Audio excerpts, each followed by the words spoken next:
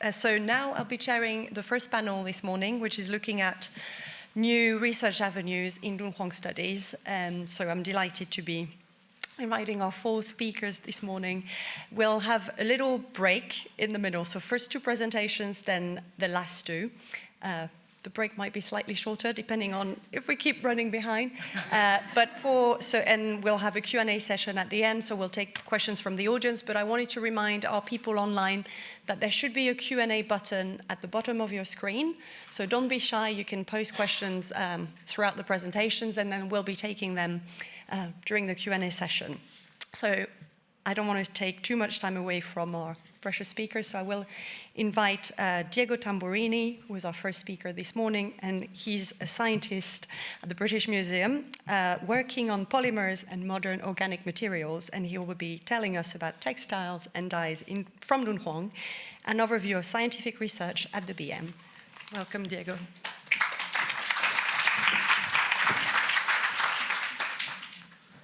Yes, thank you. Thank you, Melody. Thank you to the organizers for giving me the opportunity to try and give a quick overview of the research that we've been carrying out at the British Museum for the past a little less than 10 years.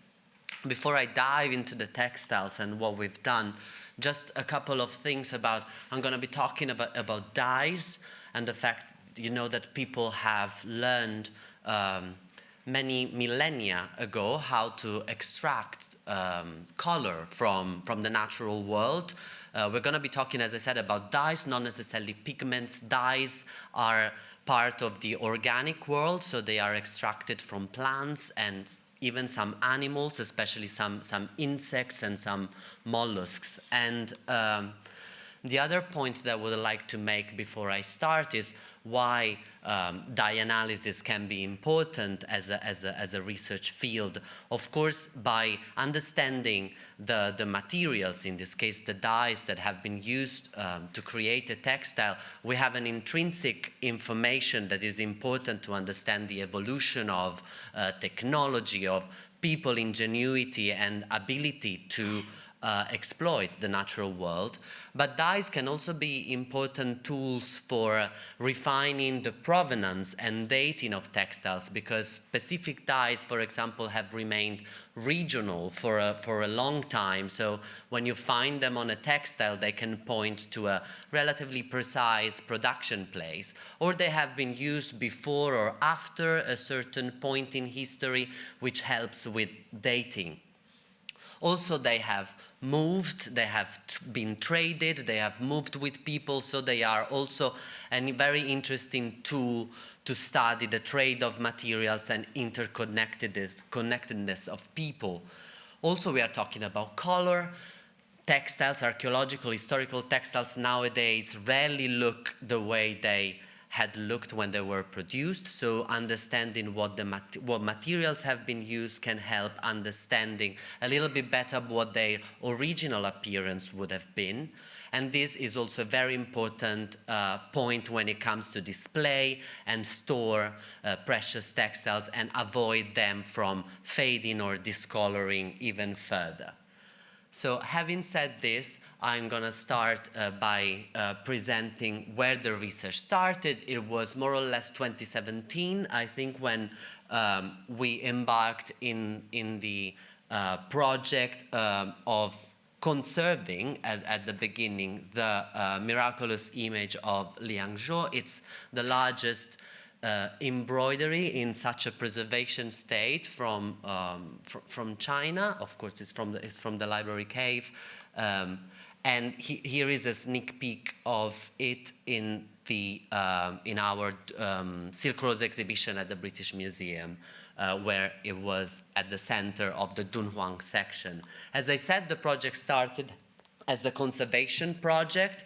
The embroidery had to travel to Japan in 2017, and when it was assessed by the conservators, it was found in need to be replaced. The backing of the embroidery had to be replaced, so it was a big intervention. It was turned upside down. The wooden panel was replaced, so here you have some snapshots of that work, and there is a fantastic YouTube series that follows the conservation of the embroidery. But for us, it was a fantastic opportunity to analyze, to take some samples and analyze the dyes that would have been analyzed for the first time. At that point, I had been at the British Museum for about a year. I was appointed to develop the dye analysis methodology. I had a working machine. I had a methodology more or less set up. So I enthusiastically embarked on the project that allowed me to characterize most of the dyes that were present on the embroidery, but it also left me with several question marks. So it was a moment of reflection that enabled us to realize that we had to take a step back in order to be able to properly identify these materials. And when I say that we have to take a step back, what I mean in particular is that any type of identification, molecular identification, but well, more or less any type, requires a comparison between something that we have already analyzed that is ultimately present in, for example, in a database, and that's what we like to call reference materials. Only by analyzing these materials and building those databases, we are then able to establish comparisons with the samples of unknown composition that we analyze from the objects. So I actually started the whole process of trying to source what raw material could have been used in Tang dynasty, in Dunhuang, but also in the surrounding areas. It took me several months to gather around 35 sources of natural dyes, and I dyed myself some samples of silk and wool following traditional recipes, and ended up with this very nice set of reference samples that I then started analyzing with a series of techniques that we employ at the British Museum, that we have in-house, and represent the protocol that we adopt every time we have to perform textile analysis. I'm not going to go into the details of any of that, but just there is a sort of philosophy behind it. We always start non-invasively when we can, with a series of techniques that provide a certain level of information, sometimes not enough to identify precisely the dye, but still very important to strategize around minimizing the number and the size of samples that we take. But when we do take samples, then we can access a much more powerful series of techniques that can pin down the dye down to the species level of the plant or the animal that was used. So it was at this point, with all these databases built with the various techniques used in the reference samples, that we went back to the Dunhuang textiles, and we selected around 30 fragments, trying to be representative of the various techniques and colors to compare with the results obtained from the big embroidery a couple of years before. And here is a list of the dyes that at that point we were able to identify. It was around 95% of the dyes, so there were very, very few question marks left at this point. So it meant that all that foundation work had worked. Again, I don't have the time to talk particularly about the dyes, but this is a rare finding in itself. Usually, textiles found in one archaeological site can contain like 6, 7, 8 different sources of dyes. But here we are talking about 20, 25 different plants and animals. So it's an exception in itself. And then if we start looking at the dyes in particular, we immediately see that some of these dyes are local to China, central China, but several of them are actually coming from different parts of the world. There is lacdye and sappan wood from South and Southeast Asia, weld that is a very Mediterranean, maximum West Asian plant. There is larkspur that is the typical yellow of Central Asia, and the philodendron that come from far East Asia. So probably the main takeaway of the research was that the analysis of the dyes really underpinned this narrative of people coming to Dunhuang from different parts of the world, gathering together and bringing their materials with them, because it is really reflected in the nature of the dyes and the textiles. If you are curious about the details, we have published this extensively about this research. So here is a snapshot of the publications that go into the details of each dye and the methodology as well. But I would like to use another 10 minutes, if I have them, to talk about the most recent project that we carried out in the framework of the Silk Roads exhibition. And in this case, we selected these 3 textiles. One is an embroidery at the bottom. This is a sutra wrapper that is actually a composite object. It has various different types of textiles. There is a samite border, there are some tapestry strips, there is a hemp fastening band, and some plain silk in the background. And these are 2 fragments of what was originally the same textile, and this is dyed with the clamp resist dyeing technique. And with this project, together with colleagues in China, the China National Silk Museum and Zhejiang University, we attempted the physical reconstruction of these textiles. In order to attempt the reconstruction, though, we had to provide all the technical details to our colleagues in China. So we went through that protocol that I showed before, and now I'm going to show some examples of the results to give you a better idea. So starting non-invasively with digital microscopy, it's a microscopy technique, not particularly fancy, but to show you what it can do. It can help measuring the thread count, the dimension of the threads, not just the warps and the wefts, but also give a sense of the 3-dimensionality of the textile. This is an embroidery, so it shows how much the threads are above the surface of the textiles.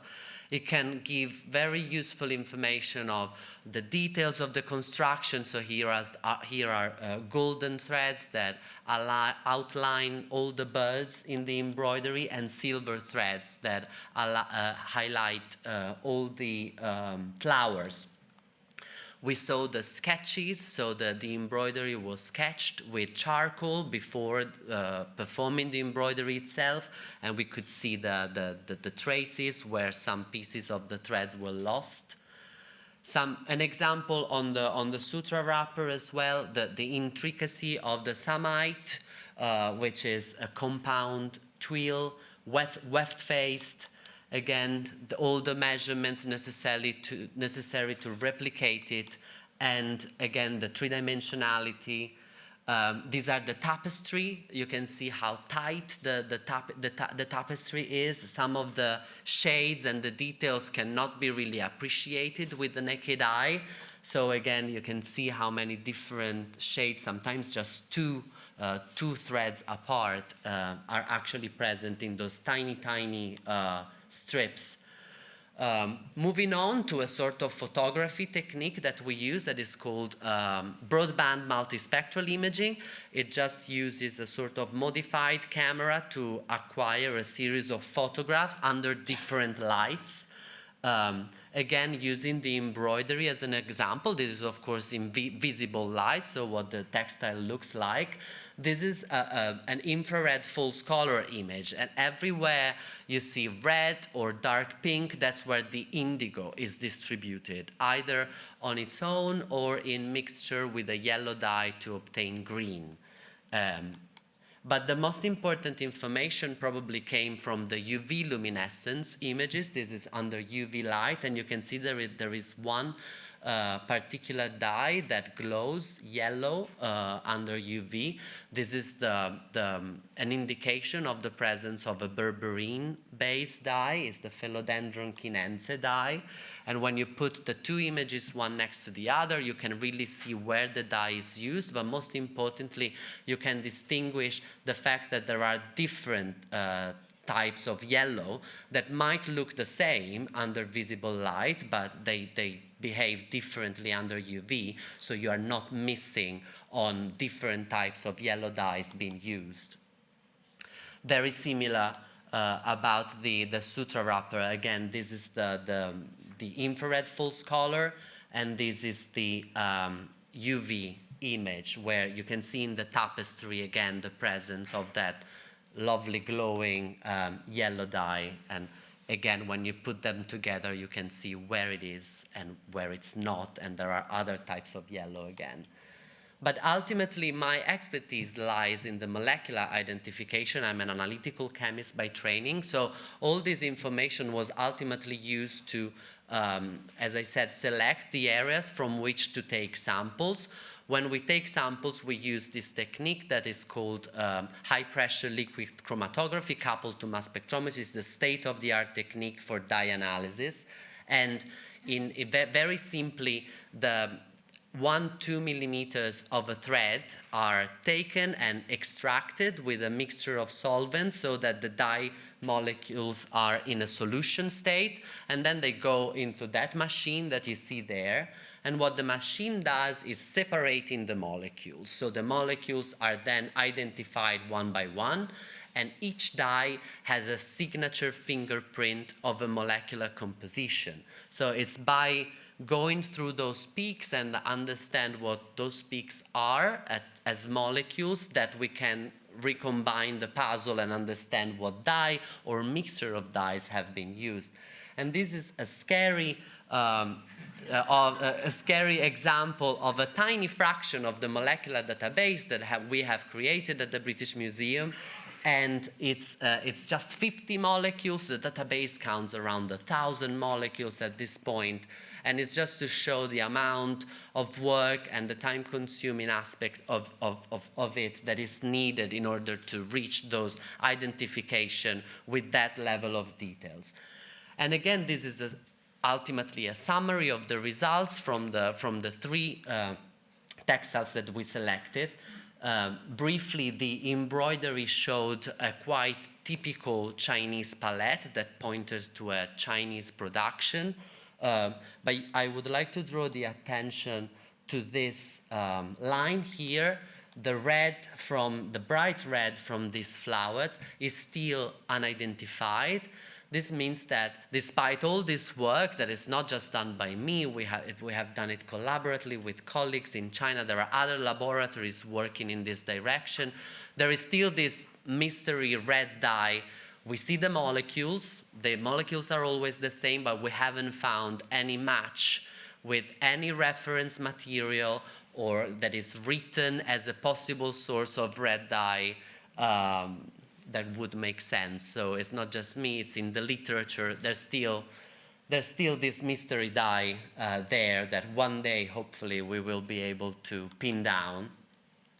The sutra wrapper, again, the tapestry was quite a typical Chinese palette, but the samite, the border, which it has a design of confronting lions in a pearl roundel, so it looks like very much Central Asian as a textile. Also contained larkspur.